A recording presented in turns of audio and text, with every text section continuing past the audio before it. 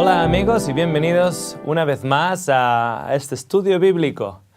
Les quiero dar las gracias por estar ahí, les quiero animar a que continúen aprendiendo más del Señor a través de su palabra.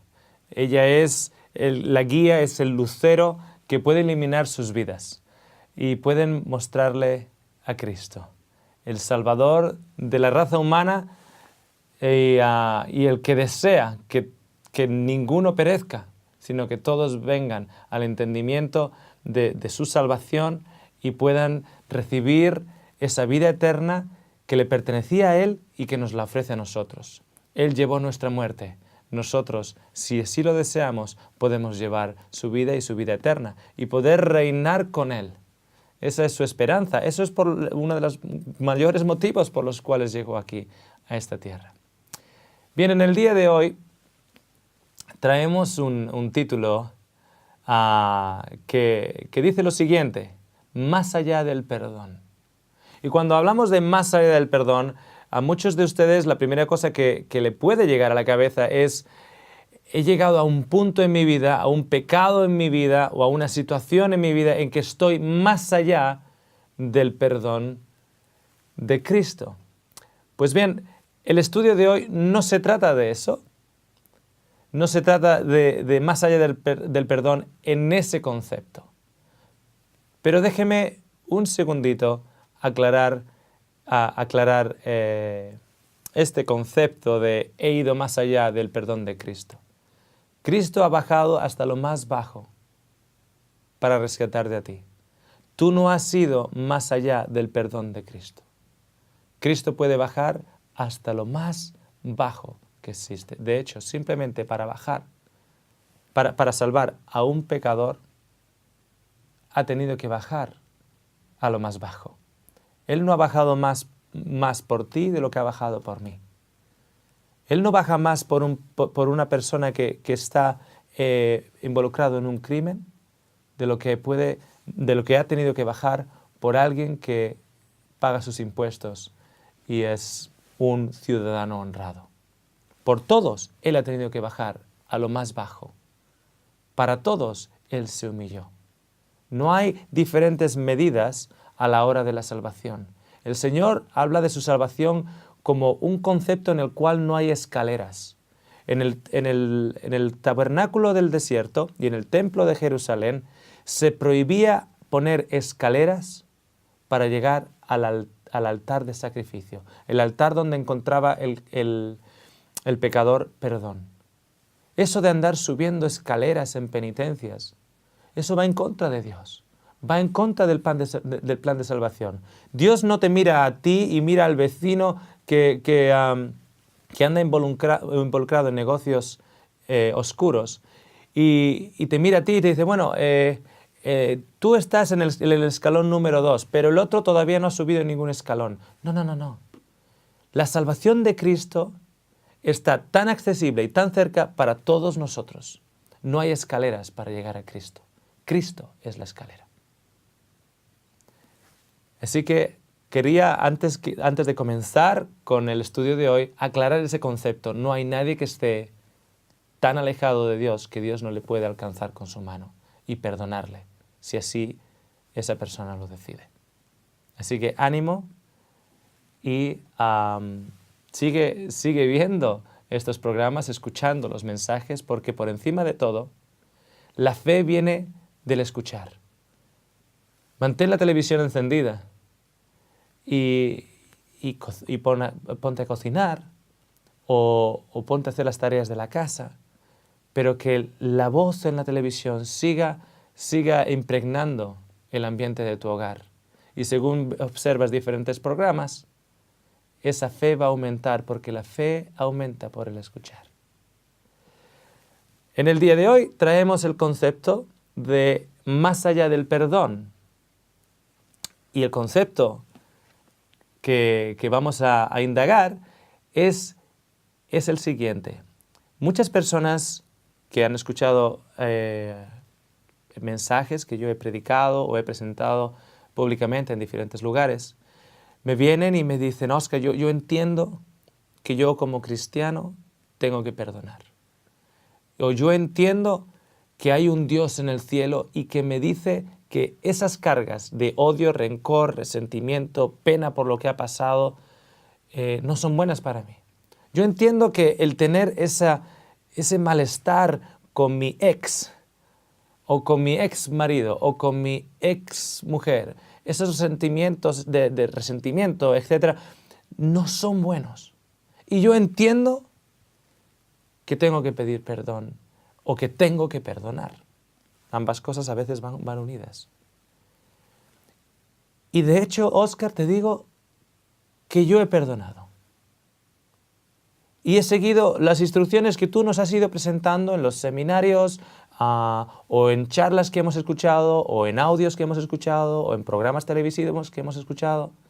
Yo he ido siguiendo cada una de las cosas y he llegado al punto en que he perdonado y puedo decir al Señor, Señor, en lo que yo entiendo, he perdonado a todo el mundo. En lo que yo entiendo, estoy ahora en una época en mi vida en la que estoy orando por todo el mundo, incluso aquellos que me hicieron daño. Pero aún y todo, todavía hay algo en mi corazón. Y no puede ser el perdón, porque yo he perdonado, Señor. ¿Qué es? Bueno, es el último paso. Es el paso más allá del perdón. El paso que completa un círculo. Si tú has llegado a la situación en la cual el Señor te ha convencido de tu pecado, ese pecado que está en ti porque tienes un resentimiento en contra de alguien que hizo algo en contra tuya. Si tú has llegado a un convencimiento de que ahora el camino de justicia es llevarte a bien y pedir perdón o perdonar, con eso no estoy diciendo que esa persona se tiene que convertir en tu mejor amigo. En muchos casos, de hecho, lo mejor puede llegar a ser el mantener las distancias. No estamos hablando de crear los mejores amigos con aquellos que nos hicieron daño. Estamos hablando de no tener nada negativo que no viene de Dios infectando nuestros corazones. Y si las circunstancias lo permiten y esa persona puede ser totalmente restaurada en nuestras vidas físicas, alabado sea el Señor. Pero si las circunstancias son tales que es mejor mantener las distancias, pues esas son las circunstancias que hay. Pero en ti no hay ningún tipo de resentimiento. En ti, de hecho, hay una oración por esa persona, para la salvación de esa persona. Y tú has llegado a ese punto, pero a pesar de que el daño que se te hizo fue un daño grande. ¿Ahora qué? ¿Qué falta? Falta el paso más allá del perdón. ¿Y cuál es ese? Déjame comentarte y recordarte la historia de José. José, el hijo favorito de Jacob. El hijo favorito porque vino de la esposa favorita. Y este hijo tiene sueños. Y en estos sueños él se ve como una estrella a la cual el resto de las estrellas, la luna y el sol, se postran a alabar, representando a sus hermanos, y a su padre y a su madre. Se ve como un manojo de espigas de trigo que está alzado y 11 espigas alrededor de él, representando a sus hermanos, agachándose enfrente de él. Y sus hermanos lo odian. Lo odian porque es el favorito del padre. Es el niño mimado, es el que el padre siempre quiere. Es aquel que tiene un sentimiento de justicia y cuando sus hermanos están haciendo algo mal, sus hermanos mayores, él va donde el padre a acusarlos. O va donde ellos y les dicen, el papá no estaría contento con el trabajo que estáis haciendo. Así que sus hermanos le odian. Él crece como el hijo favorito y cuando tiene 16, 17 años, sus hermanos están alimentando los ganados en una zona apartada, donde Jacob tenía sus tiendas de campaña. Y Jacob le dice, José, vete donde tus hermanos y que ellos, y mira a ver qué están haciendo. En otras palabras, Jacob estaba mandando a José para espiar. Cuando José llega a esa zona, no encuentra a los hermanos. Escucha de un hombre que le dice que sus hermanos se han movido a otra zona. Va a otra zona. Y allá, a lo lejos, los hermanos le ven con su vestimenta especial de colores que su padre le había dado. Ahí viene el soñador, dicen los hermanos. Y cuando José llega, lo tiran en un pozo y tratan de matarlo. Al cabo de un tiempo piensan nuevamente y dicen, ¿para qué matarlo si podemos sacar dinero? Y cuando ven una caravana de ismaelitas, lo venden como esclavo para Egipto. Piensa un momento. Retrocede un poquito en la historia. Imagínate que José está de camino a la primera zona donde cree que sus hermanos están y se dobla el pie. Y cuando trata de caminar, se da cuenta que le va a doler mucho y que todavía tiene mucha distancia para ir donde sus hermanos. Y como le duele el pie y lo tiene hinchado, se da la vuelta y en lugar de caminar hacia donde sus hermanos, camina de vuelta a la casa. No hubiese sido vendido a Egipto. Imagínate que llega a ese lugar, sus hermanos no están y ese hombre no es capaz de saber dónde sus hermanos han ido. José se da la vuelta y regresa a la casa. No hubiese sido vendido. O a lo lejos, cuando le ven los hermanos, el hermano mayor, Rubén, dice, si le matáis a él, me vais a tener que matar a mí. Porque yo en el momento que lleguemos a la casa, yo le voy a decir al papá lo que habéis hecho.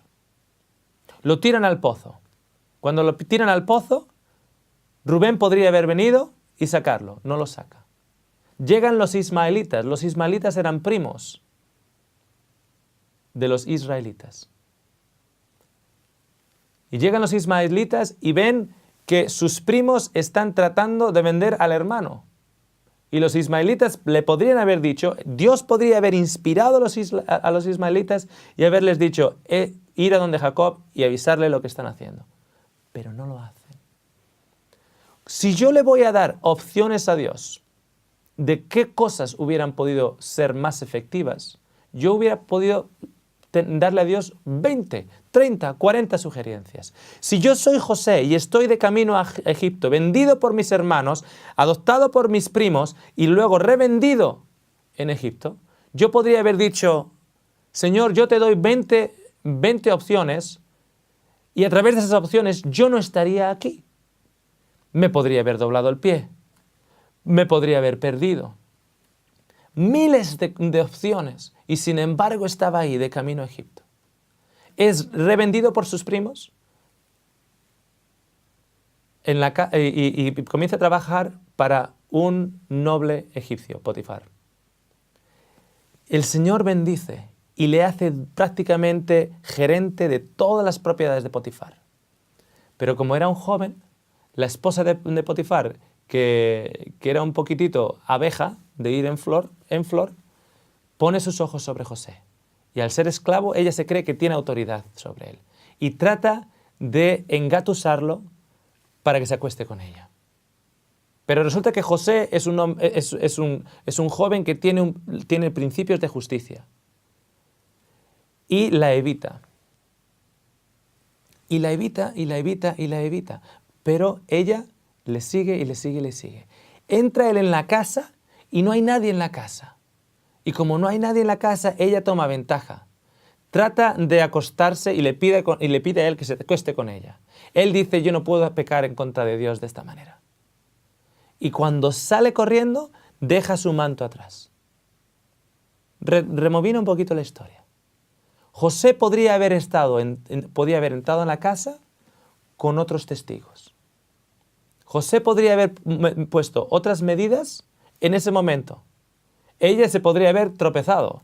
Ella podría haber estado con otras doncellas que anularan la acusación que posteriormente ella iba a poner en contra de José. José podría haber puesto unos escoltas, porque él era el esclavo líder, él era el que manejaba toda la propiedad. Podría haber puesto unos escoltas que le siguieran continuamente, noche y día, para no darle coartada a esa señora. Esa señora llama a su esposo y dice, este hebreo trató de abusar de mí. Mentira, pero no había testigos. Si yo soy José, cuando fui enviado a la cárcel, acusado de haber tratado de acostarme con una esposa judía, o sea, con una esposa egipcia, yo le podría haber dado a Dios 20 otras situaciones en las cuales me hubiera prevenido de yo acabar en la cárcel. Tú sabes que cuando un esclavo trataba de acostarse con una egipcia, si había una acusación tal, la pena era la muerte. Pero sin embargo, el esposo Potifar no mata a José, lo mete en la cárcel. Y en la cárcel mejor de egipcio. La cárcel donde van aquellas personas nobles o personas que han tratado de atentar contra la vida de Faraón. Y la Biblia nos dice que José ve la misericordia de Dios. El hecho de que él no esté muerto, se está dando cuenta que Dios tiene un plan. Que tal vez tiene un plan, que las 1000 opciones que José tiene no son válidas para Dios. Porque Dios tiene una opción mejor. ¿Mejor y ha sido vendido? ¿Mejor y está en la cárcel? ¿Mejor que las otras 1000 opciones que yo le puedo dar? Dios tiene en consideración unas dimensiones que el ser humano no tiene. Y si bien es verdad que hay maldad en este mundo y esa maldad es causada por Satanás, Dios permite ciertas cosas. ¿Y por qué permite ciertas cosas? ¿Por qué ha permitido el mal en nuestras vidas? ¿Por qué lo permite? A José se le saca de la cárcel. El faraón ha tenido una visión. En esa visión, en ese sueño, ve 7 vacas bien gordas saliendo del Nilo y luego 7 vacas bien escuálidas. Tiene también 7 manojos de espigas, bien frondosos, bien hermosos, y luego 7 que están decaídas. Y José interpreta el sueño.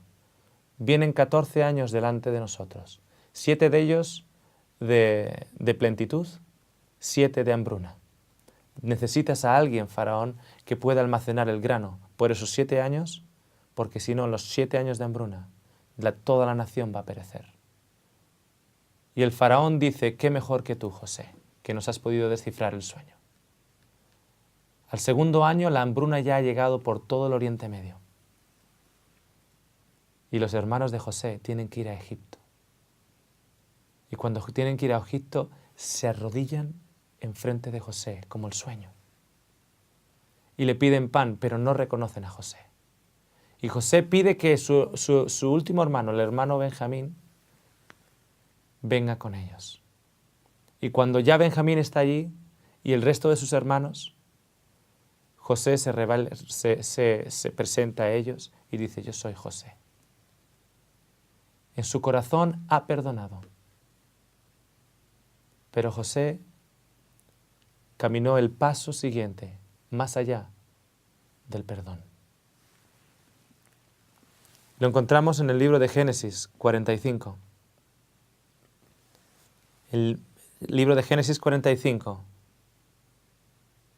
en el versículo 4, José dijo lo siguiente a sus hermanos, acercaos a mí, y ellos se acercaron. Y él repitió, yo soy José, vuestro hermano, el que vendisteis a Egipto.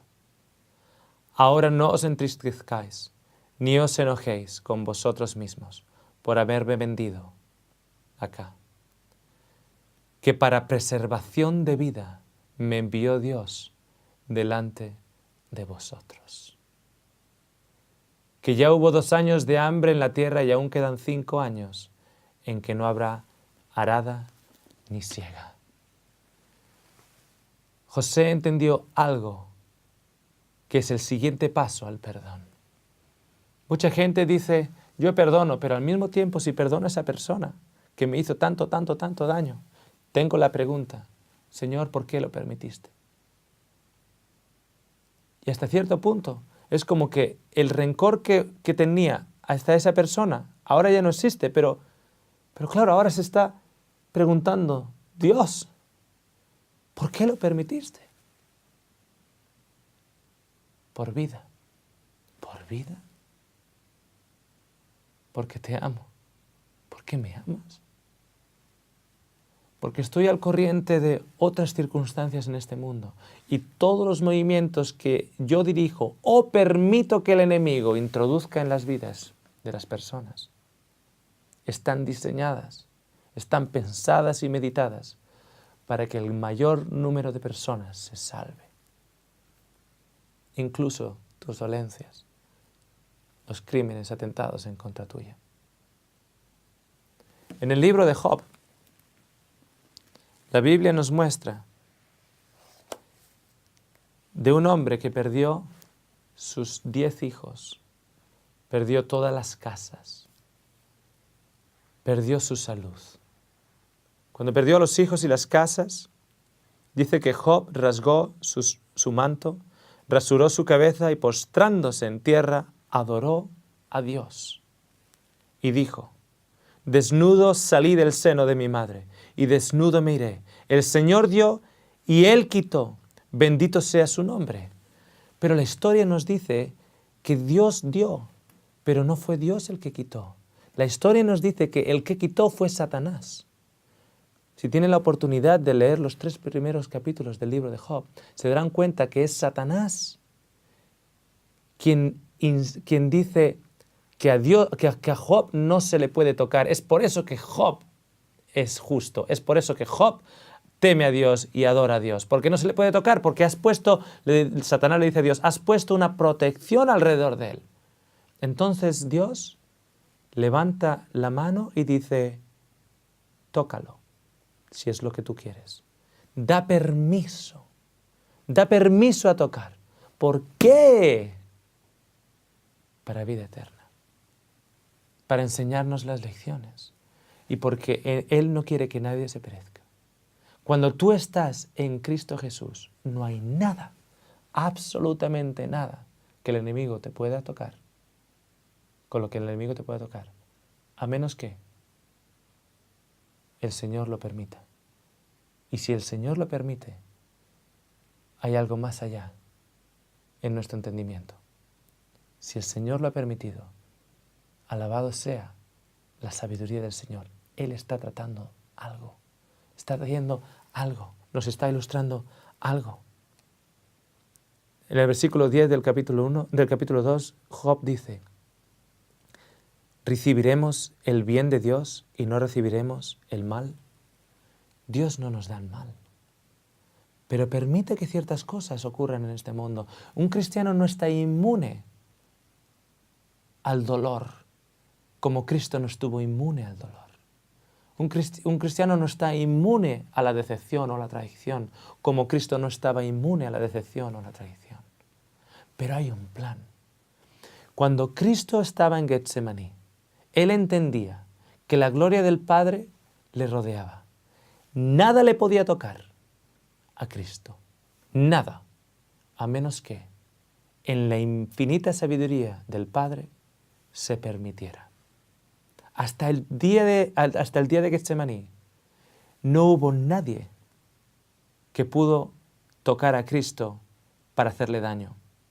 Trataron de tirarlo de un acantilado y la historia nos dice que en el misterio de Cristo, la historia nos dice que Cristo caminó entre medio de ellos y no lo pudieron tirar. Trataron de matarle y no le mataron. No podían. Y sin embargo, llega a Getsemaní, va a ir hacia la cruz y pasa por insultos, mancillamiento, golpes, traición y de todo. ¿Qué le hizo a Cristo mantener la esperanza? ¿Qué le hizo a Cristo mantener una mente sana y su fe? El hecho de saber que nuestra vida está cubierta de Dios y las cosas que vienen tienen que pasar primero por Cristo, porque Cristo es nuestro escudo. Y cuando pasan por Cristo, el enemigo tira dardos y tira dardos y tira dardos. Y Dios dice, no, no, no, no. Y luego viene un dardo. Y el Señor dice, ese pasa. ¿El dardo de quién viene? De Satanás. ¿Quién lo deja pasar? Dios. ¿Por qué? Porque Él tiene infinita sabiduría. Y cuando el dardo nos ha dado y el daño ha sido hecho, el Señor nos dice, perdona a aquel que te ha hecho daño. Señor, ¿por qué he de perdonarle? Porque estoy aquí, a ti ya te tengo, Óscar. tú ya eres mi hijo. Pero si tú le perdonas a él y tú le muestras a Cristo en ti, también quiero ganarle a él. Si yo te mantengo en una burbuja, Óscar, la gente va a querer ser cristiana porque los cristianos nadie le toca y todo le va bien. Y no pierden familias, y no tienen accidentes de tráfico, y no tienen cáncer. Entonces estarían siendo cristianos por los motivos equivocados. Entonces cuando un dardo viene y es mandado por Satanás a través de una persona, y yo perdono a esa persona, y yo les muestro a Cristo a esa persona, estoy al mismo tiempo repartiendo vida. Y lo que Satanás quería para mal, ahora resulta que Dios lo puede transformar para bien, para gloria suya. La Biblia nos dice que todo acabará bien para aquellos que aman a Dios y han sido llamados de acuerdo a su promesa. ¿Cuál es ese paso más allá del perdón? Cuando se ha permitido que una persona me haga daño, ¿cuál es ese paso? Después de que yo he perdonado a esa persona. Padre, gracias por la experiencia. Padre, gracias por todas las situaciones que han pasado en mi vida, que me han acercado a ti.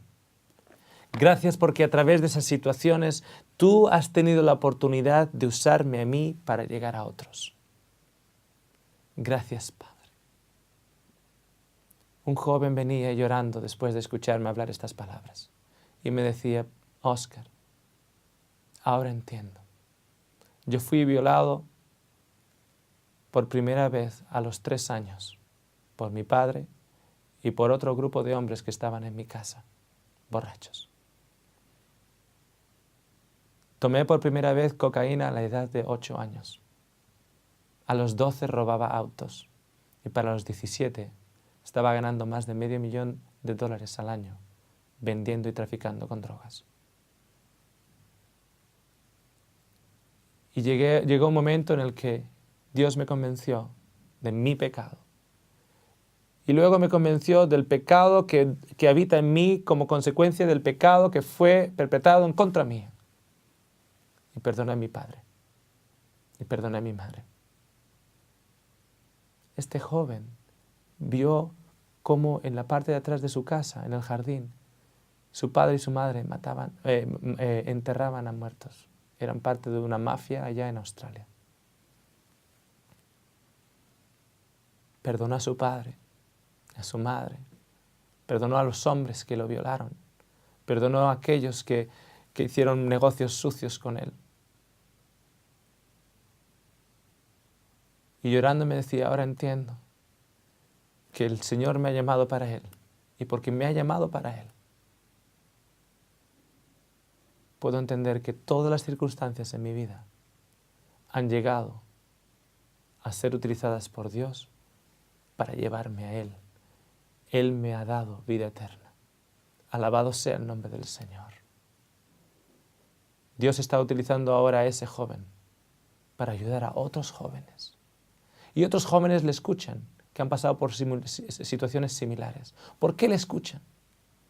Él viene y me dice, Óscar, la única razón por la cual yo tengo credibilidad con estos jóvenes y me escuchan a mí, de Jesús, es porque yo estuve en sus mismos zapatos.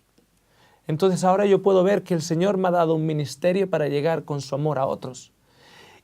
Y me ha cualificado a través de las experiencias duras y terribles de mi infancia. Entonces, ¿qué dices? Le dije al joven. Alabado sea el nombre del Señor. Gracias por la vida y por todas las circunstancias que me han enseñado de Cristo. Alabemos al Señor por todo. Y Él hará que todo acabe bien en tu vida. Vida y su vida eterna. Y poder reinar con Él. Esa es su esperanza. Eso es uno de los mayores motivos por los cuales llegó aquí, a esta tierra. Bien, en el día de hoy traemos un título que dice lo siguiente: más allá del perdón. Y cuando hablamos de más allá del perdón, a muchos de ustedes la primera cosa que le puede llegar a la cabeza es: he llegado a un punto en mi vida, a un pecado en mi vida o a una situación en mi vida en que estoy más allá del perdón de Cristo. Pues bien, el estudio de hoy no se trata de eso. No se trata de más allá del perdón en ese concepto. Pero déjeme un segundito aclarar este concepto de he ido más allá del perdón de Cristo, en el cual no hay escaleras.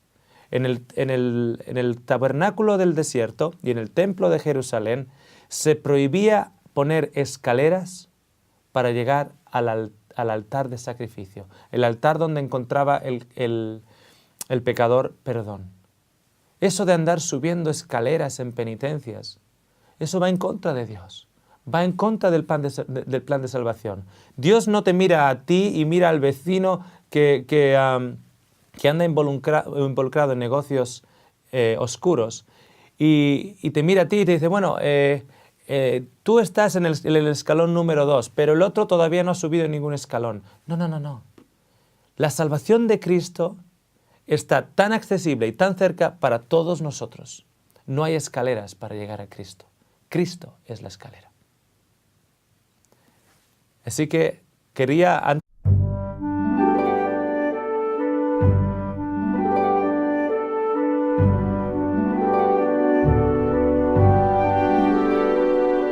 Hola amigos y bienvenidos una vez más a este estudio bíblico. Les quiero dar las gracias por estar ahí, les quiero animar a que continúen aprendiendo más del Señor a través de su palabra. Ella es la guía, es el lucero que puede iluminar sus vidas y pueden mostrarle a Cristo, el Salvador de la raza humana y el que desea que ninguno perezca, sino que todos vengan al entendimiento de su salvación y puedan recibir esa vida eterna que le pertenecía a Él y que nos la ofrece a nosotros. Él llevó nuestra muerte. Nosotros, si así lo deseamos, podemos llevar su vida. Antes de comenzar con el estudio de hoy, aclarar ese concepto. No hay nadie que esté tan alejado de Dios que Dios no le puede alcanzar con su mano y perdonarle, si así esa persona lo decide.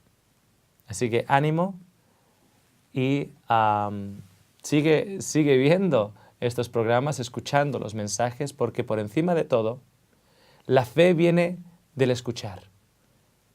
Mantén la televisión encendida y ponte a cocinar o ponte a hacer las tareas de la casa, pero que la voz en la televisión siga impregnando el ambiente de tu hogar. Y según observas diferentes programas, esa fe va a aumentar porque la fe aumenta por el escuchar. En el día de hoy traemos el concepto de más allá del perdón. Cristo ha bajado hasta lo más bajo para rescatarte a ti. Tú no has ido más allá del perdón de Cristo. Cristo puede bajar hasta lo más bajo que existe. De hecho, simplemente para salvar a un pecador, ha tenido que bajar a lo más bajo. Él no ha bajado más por ti de lo que ha bajado por mí. Él no baja más por una persona que está involucrado en un crimen de lo que ha tenido que bajar por alguien que paga sus impuestos y es un ciudadano honrado. Por todos, Él ha tenido que bajar a lo más bajo. Para todos, Él se humilló. No hay diferentes medidas a la hora de la salvación. El Señor habla de su salvación como un concepto